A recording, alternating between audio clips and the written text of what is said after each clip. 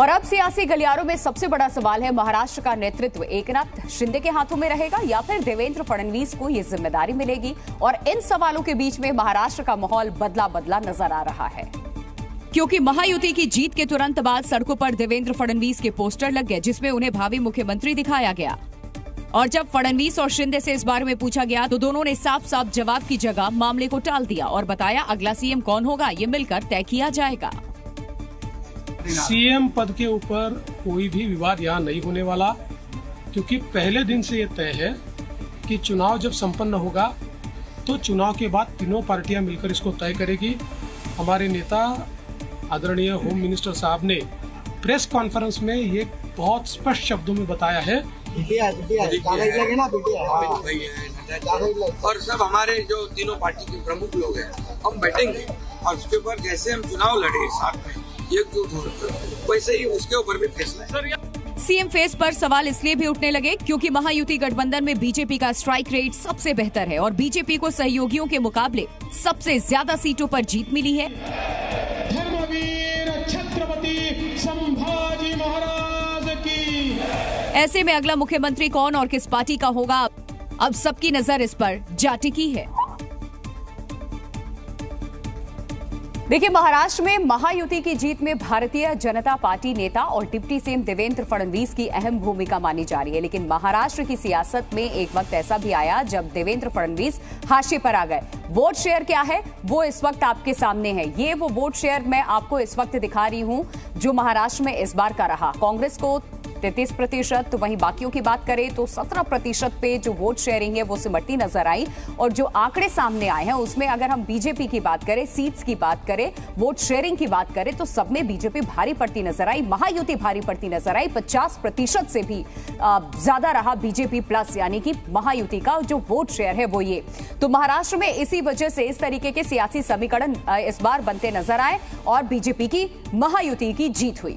महाराष्ट्र में महायुति की जीत में भारतीय जनता पार्टी और डिप्टी सीएम देवेंद्र फडणवीस की अहम भूमिका मानी जा रही है, लेकिन महाराष्ट्र की सियासत में एक वक्त ऐसा भी आया था जब देवेंद्र फडणवीस हाशिए पर आ गए थे और याद होगा आपको वो पल जब मुख्यमंत्री से डिप्टी सीएम इन्हें बनना पड़ा था। देखिए, और साल 2019 में महाराष्ट्र विधानसभा में अपनी ताकत को उन्होंने कुछ इस तरह बयां किया था।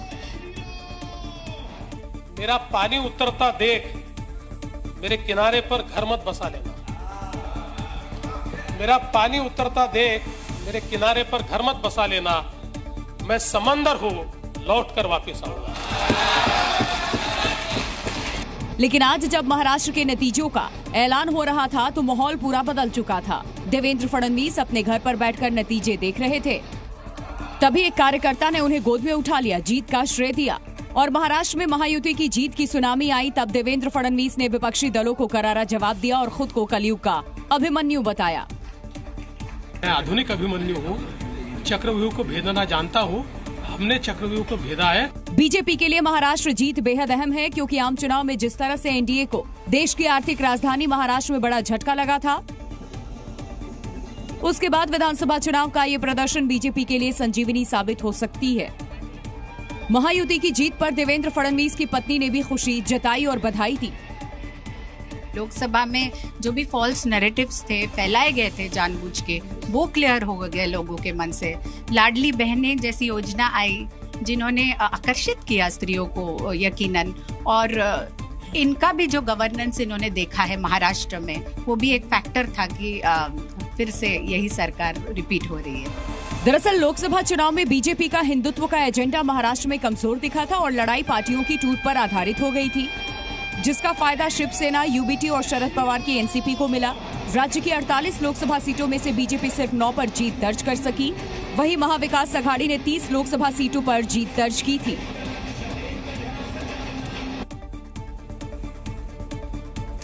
तो महाराष्ट्र में महायुति की जीत के जश्न में जलेबी का भी तड़का लगा है। अब जरा हम आपको बताते हैं कि ये जो आंकड़े हैं वो किस तरीके से आपको विधानसभा में तब्दील होते हुए नजर आएंगे जब विधायक यहां पर बैठेंगे। महाराष्ट्र की बात करें तो 288 सीट, महायुति की बात करें, बीजेपी प्लस की बात कर रहे हैं हम तो 231 पे आई है। कांग्रेस प्लस की बात करें तो 45 सीट इनके खाते में और बाकियों के खाते में 12 सीट। तो ये कुछ इस तरीके से महाराष्ट्र में विधायकों की जो सिटिंग पोजीशंस हैं वो आपको नजर आने वाली है। भीतर कुछ इस तरीके का माहौल आपको अब दिखेगा महाराष्ट्र में।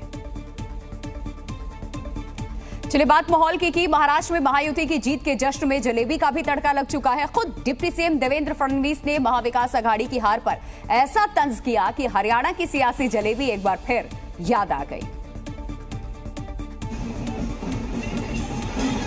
और देवेंद्र फडणवीस और महाराष्ट्र बीजेपी अध्यक्ष चंद्रशेखर बावनकुले ने जश्न की जलेबी बनाई।